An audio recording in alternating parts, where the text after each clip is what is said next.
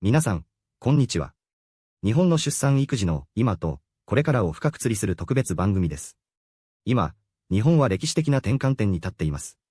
政府は2030年代に入るまでが少子化傾向を反転できるかどうかのラストチャンスと位置づけ、これまでにない規模の対策を打ち出しています。2024年から2026年にかけて制度が目まぐるしく変わります。知らなかったで数百万円も損をしてしまう時代です。今日は国や自治体の支援制度からリアルなお金の話、海外の事情、そして外国籍の方への情報まで徹底的に解説していきます。それでは最初のトピックに参りましょう。トピック1、国からの支援制度、異次元の中身とは。まずは一番気になるお金の話。国からの支援制度がどう変わったのか見ていきましょう。キーワードは加速化プランです。最大の目玉はやはり児童手当の抜本的拡充でしょう。2024年10月分から制度が大きく変わりました。これまであった所得制限が撤廃されています。つまり、親御さんの年収に関わらず、すべての子供が支給対象となりました。そして、支給期間が高校生年代まで延長されました。これまでは中学生まででしたよね。さらにすごいのが、第3子以降への加算です。0年から高校生年代まで、一律で月額3万円が支給されます。これ、単純計算すると、第3子のお子さんは、生まれた時から高校卒業までに総額600万円以上を受け取れることになります。これは大学の学費のかなりの部分をカバーできる金額です。支給回数も、年3回から年6回、つまり偶数月の隔月支給に変わり、家計管理がしやすくなりました。次に、出産のタイミングでもらえるお金です。出産育児一時金は、2023年4月から、以前の42万円から50万円へと、8万円もアップしました。これによって、出産費用の自己負担がゼロ、あるいはかなり少なくなったという方も多いはずです。さらに、出産子育て応援交付金という制度も始まっています。これは、妊娠届を出した時に5万円、出生届を出した時に5万円、合計10万円相当のギフトや現金がもらえる仕組みです。ただお金を配るだけではありません。保健師さんなどと面談を行う、伴走型相談支援とセットになっているのがポイントです。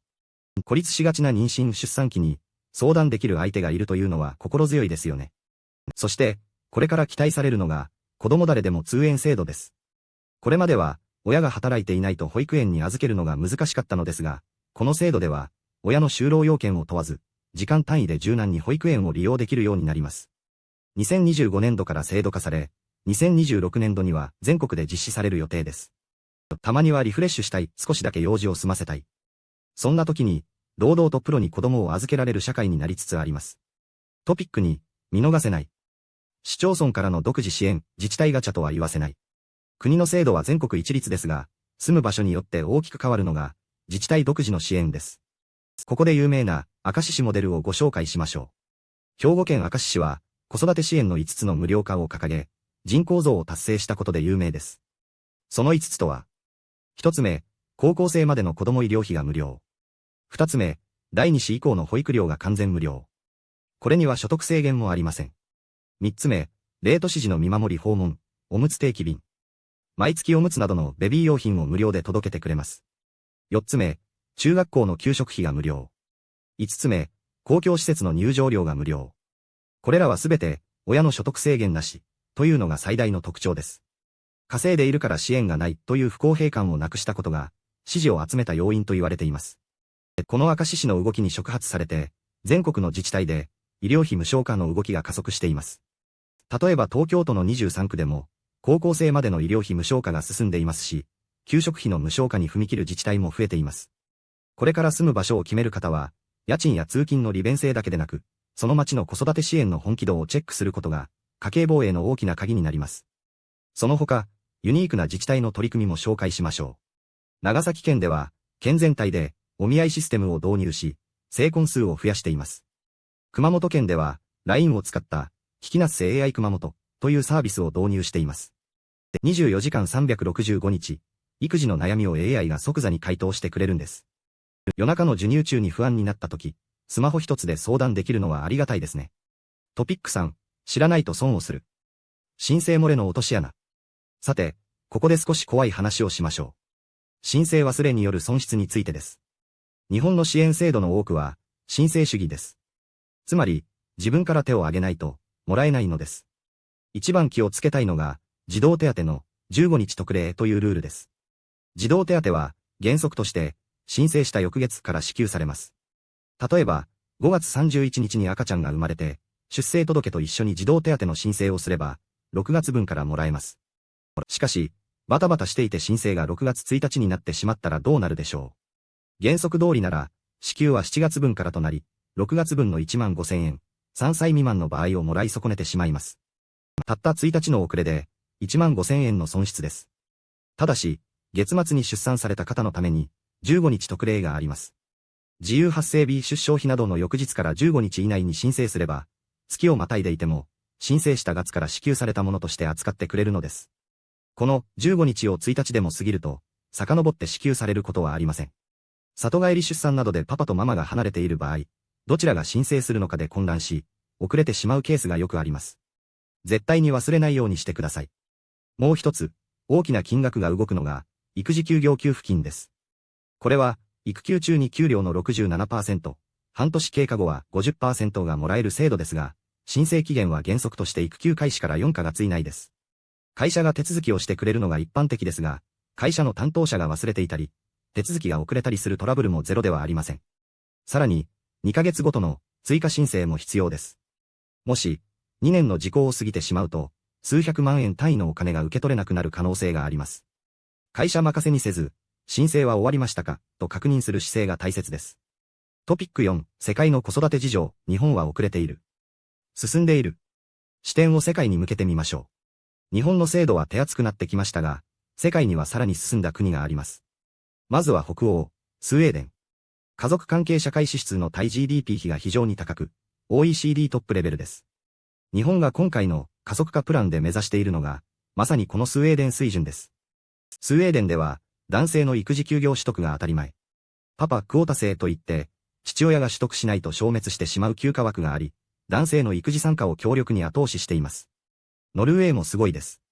54週間、つまり1年以上の育児休暇があり、その間の給付も手厚い。社会全体で子供を育てるという意識が根付いています。一方で、アメリカはどうでしょうか。先進国の中では珍しく、国レベルでの有給育児休暇制度が整っていません。保育料も非常に高く、地域によっては平均賃金の半分近くが保育料に消えてしまうこともあるそうです。子育ては個人の責任という考え方が強いと言われています。お隣の台湾も、日本と同じく少子化に悩んでいます。対策として、生育給付の増額や、第2子以降への支援強化などを行っていますが、教育熱心な文化への教育費の高さが課題となっている点は、日本と似ています。フランスも少子化対策に成功した国として知られています。有名なのが、N 分 N 乗り方式という税制。子供の数が多いほど、所得税が安くなる仕組みです。多子世帯ほど有利になるため、3人以上産もというインセンティブになっています。こうしてみると、日本の制度も急速に追いつこうとしていることがわかります。特に、金銭的な給付の面では、世界トップクラスに近づきつつあります。あとは、働き方や社会の意識が追いつけるかどうかが鍵と言えそうです。トピック5、育児にかかるお金のリアルシミュレーション。では、日本で子供一人を育てるのに、実際いくらかかるのか。シミュレーションしてみましょう。よく、子供一人3000万円と言われますが、その内訳はどうなっているのでしょうか。費用は大きく、養育費と教育費に分かれます。養育費は、食費や服、お小遣い、スマホ代など。教育費は、学費や塾代です。まず、養育費。0歳から2歳までは、年間約75万円。小学生になると、年間約83万円。中学生で約98万円。高校生で約100万円。大学生になると、実家暮らしか一人暮らしかで大きく変わりますが、国立大学で下宿する場合、生活費だけで4年間で約340万円ほどかかると言われています。これらを合計すると、養育費だけで約2000万円近くになります。次に、教育費。これが進路によって大きく変わります。幼稚園から大学まですべて、国公立の場合、学費の合計は約800万円1000万円程度。これなら、先ほどの養育費と合わせて総額3000万円前後で収まります。しかし、すべて私立に行くとどうなるか。幼稚園から大学、文系まですべて私立だと、教育費だけで約2400万円。総額で4400万円を超えてきます。もし大学が、私立理系ならプラス数百万、私立医科薬系ならさらに桁が変わります。最大の山場はやはり、大学です。大学入学の初年度には、入学金や授業料でまとまったお金、国公立でも約80万円、私立なら130万円が一気に必要になります。ここに向けて、どう準備するかが勝負です。子供が2人、3人いたらどうなるのという疑問もあるでしょう。単純に2倍、3倍にはなりませんが、教育費は人数分かかります。ただ、これからは多子世帯の大学無償化が始まります。2025年度から、扶養する子供が3人以上いる世帯は、所得制限なく大学授業料が無償化される予定です。これは非常に大きなインパクトです。3人目をためらっていたご家庭にとって、数千万円規模の負担減になる可能性があるのです。トピック6、保険 vs ニーサ、教育資金の貯め方論争。教育資金をどうやって貯めるか。学資保険か、新ニーサか。これは永遠のテーマですね。学資保険のメリットは、確実性と保証です。そして最大の特徴は、契約者、親に万が一のことがあった場合、それ以降の保険料の支払いが免除されること。つまり、親が亡くなっても、予定していた教育資金は確保できる。これが保険の強みです。一方でデメリットは、増えないこと。超低金利の今、返礼率は良くて 105% 程度。インフレ、物価上昇に負けて、実質的な価値が目減りするリスクがあります。一方、新ニーサのメリットは、収益性と流動性です。運用益が非課税になり、長期間運用すれば、学資保険を大きく上回るリターンが期待できます。また、いつでも引き出せるので、留学費用や急な出費にも対応できます。デメリットは、元本割れのリスク。大学入学のタイミングで大暴落が来たら、予定していた金額より減っている可能性があります。また、親が亡くなっても、積み立てはそこでストップするだけで、将来の保証はありません。結論として、おすすめなのは、併用です。大学の入学金など、絶対に減らしたくない最低限の資金は学資保険、または預金で確保し、授業料やプラスアルファの資金は新ニーサで増やすことを目指す。この二刀流が、リスクを抑えつつ資産を増やす賢い方法と言えるでしょう。トピック7、外国人の方への支援情報。日本で暮らす外国人の方も、もちろん支援の対象です。基本的に、御子税を超える在留資格があり、住民登録をしていれば、日本人と同じように、児童手当や出産育児一時金を受け取ることができます。特に知っておいていただきたいのは、技能実習生の方です。妊娠したら帰国しなければならないと誤解している方が多いですが、それは間違いです。日本の法律では、妊娠を理由に解雇や帰国を強制することは禁止されています。技能実習生も産休を取り、実習を一時中断して、出産後に再開することが可能です。もし、会社や管理団体から不当な扱いを受けたら、外国人技能実習機構オーティットや労働基準監督署に相談してください。また、出産のために一時帰国する場合でも、日本の健康保険に加入し続けていれば、海外での出産でも、出産育児一時金が支給されます。所定の手続きが必要です。ただし、再入国のための在留資格ビザの手続きには注意が必要です。帰国中に在留期限が切れてしまわないよう、出国前に更新手続きなどを済ませておくことが大切です。言葉の壁がある場合は、出入国在留管理庁の外国人在留総合インフォメーションセンターや多言語対応の相談窓口、フレスクを活用してください。トピック8、意外と知らない。安全とルールの豆知識。子育てには安全の知識も不可欠です。特に注意したいのが、自転車と車のルール。まず自転車。お子さんを前後に乗せて、3人乗りをする姿を見かけますが、これには厳格なルールがあります。幼児2人同乗用自転車の基準 BAA マークなどを満たした特別な自転車でなければ、3人乗りは違法です。普通のママチャリの前後に座席をつけただけではダメなんです。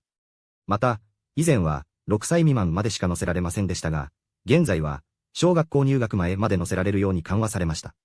これは、6歳になっても卒園までは送り迎えが必要だという現実に合わせた改正です。必ずヘルメットを着用させ、シートベルトを締めましょう。次にチャイルドシート。6歳未満の幼児には着用義務があります。抱っこしていれば大丈夫は絶対に NG です。事故の際、親の体がクッションになるどころか、親の体重で子供を押しつぶしてしまう危険があります。また、法律上の義務は6歳未満ですが、車のシートベルトは身長 140cm、150cm 以上の大人向けに作られています。6歳を過ぎても、身長が 150cm に達するまでは、ジュニアシートを使い続けることが、子供の命を守るためには強く推奨されています。そして、公共交通機関でのベビーカー。国土交通省のキャンペーンもあり、ベビーカーは折りたたまずに乗車 OK が基本ルールとして定着してきました。バスには、ベビーカー固定ベルトがついている席があります。乗車中は必ずタイヤのストッパーをかけ、ベルトで固定し、さらに手で支える。これがマナーであり、赤ちゃんの安全を守るルールです。トピック9、これからの未来2026年、支援金制度の開始。最後に、これからの大きな動きについてお話ししましょう。政府は、異次元の少子化対策の財源として、子ども・子育て支援金制度を2026年度から導入します。これは、医療保険料、健康保険料に上乗せして徴収される仕組みです。増税ではないかという議論もありますが、政府は、歳出改革と賃上げによって、実質的な負担増にはならないと説明しています。負担額は年収によりますが、会社員なら月額数百円から1000円程度増えるイメージです。この集めたお金で、児童手当の拡充や、親の働き方を問わない、子供誰でも通園制度、そして、出生後休業支援給付などが賄われます。特に注目なのが、2025年度から予定されている、出生後休業支援給付です。男性の育休取得を促すため、産後の一定期間、夫婦ともに育休を取った場合、給付率を最大 80% まで引き上げるというものです。社会保険料の免除と合わせると、手取りで、実質10割、つまり休む前と同じだけの手取りが保証されることになります。収入が減るから育休が取れないというパパの言い訳は、もう通用しなくなるかもしれませんね。また、2026年度を目途に、出産費用の保険適用も検討されています。現在は出産育児一時金でカバーしていますが、保険適用になれば、窓口での支払いが原則3割負担になり、高額療養費制度も使えるようになります。痛みのない出産、無痛分娩へのアクセス改善なども期待されています。さて、長時間にわたりお伝えしてきましたが、いかがでしたでしょうか。日本の少子化対策は、まさに今、劇的に変わろうとしています。お金がかかる、制度が複雑、将来が不安。そんな声があるのも事実です。しかし、知っていれば活用できる支援は確実に増えています。国は、2030年がラストチャンスと言っていますが、私たち一人一人にとっては、目の前の子育てこそがかけがえのない時間です。制度を賢く利用し、時には自治体や専門家に頼りながら、この変化の時代を乗り切っていきましょう。今日お届けした情報が、これからパパ、ママになる方、そして今まさに奮闘中の方の背中を、少しでも押すことができれば幸いです。それでは、またお会いしましょう。